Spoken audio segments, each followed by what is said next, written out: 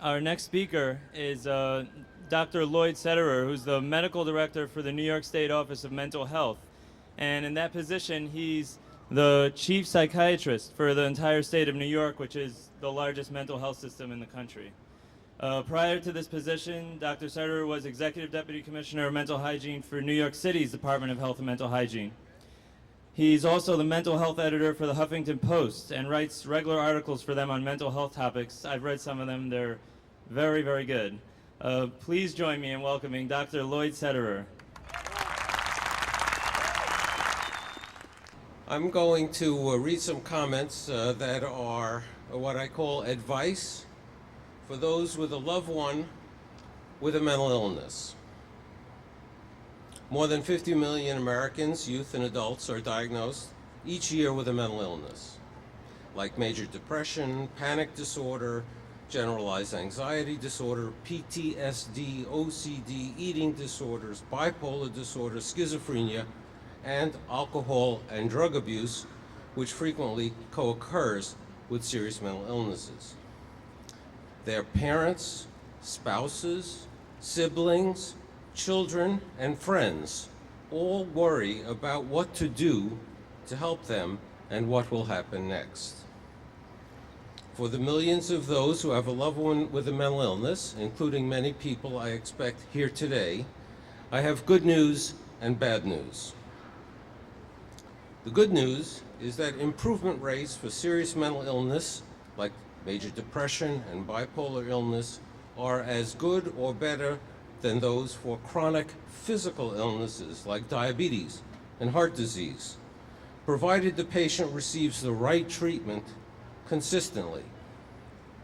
The bad news is that an astonishing 80% of people in the United States, that's tens of millions of people, with treatable mental disorders do not receive proper diagnosis or effective treatment.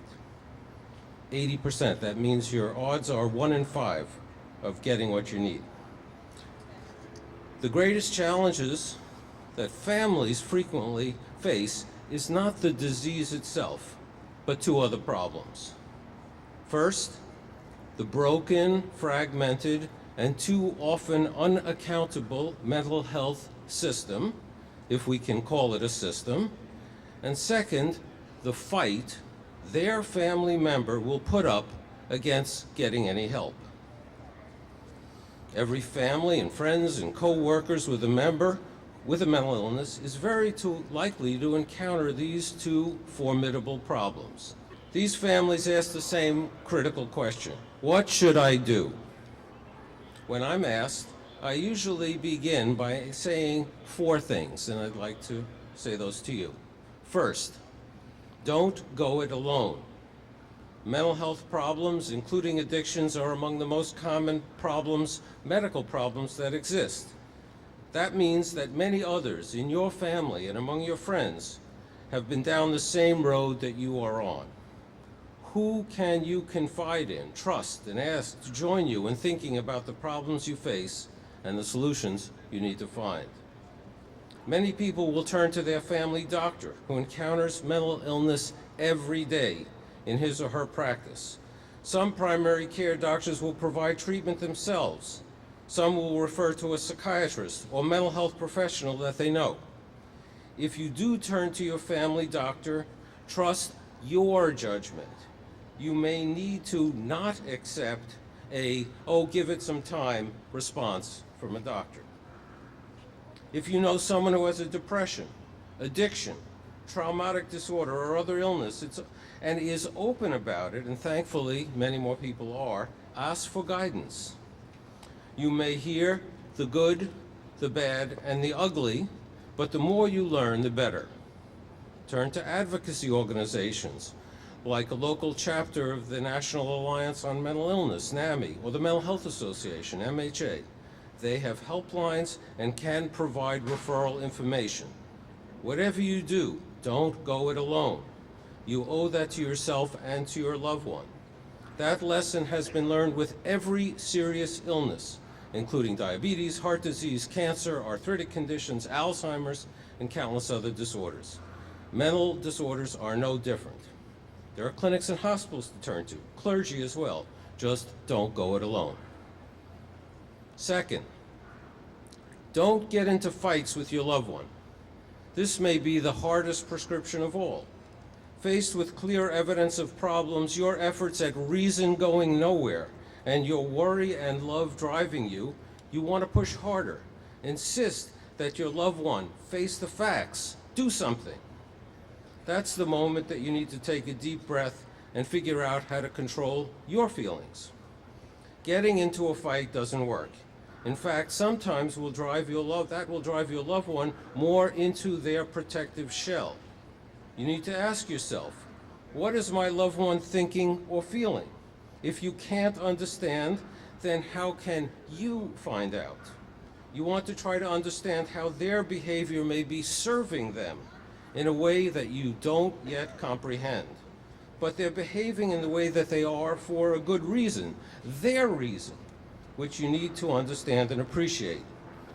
You also want to consider what leverage you have. For example, in addition to your love and concern, which is not quite working, what supports are you providing? Like money, a cell phone, car, even a place to stay that can be used to negotiate for what needs to be done. Some of you may have heard about what's called motivational enhancement. It's a process that helps a person see why they do what they do, why they might bother to change, and how to go about it. This is just one technique for how to avoid a fight, and there are others you can learn.